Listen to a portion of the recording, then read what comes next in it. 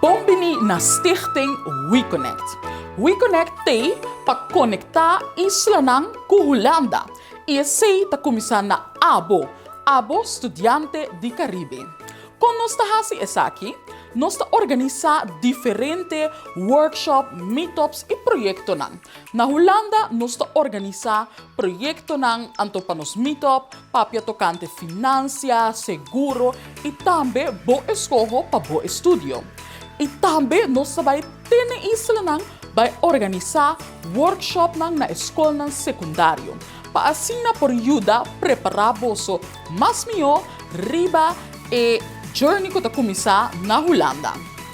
Amita sufarmi, mita studia gezinspiragiek na Universidad de Leiden, esa kita onstaat chiquito pero con hopi estudiante. Banda di esaki mita un assistente di production na WeConnect.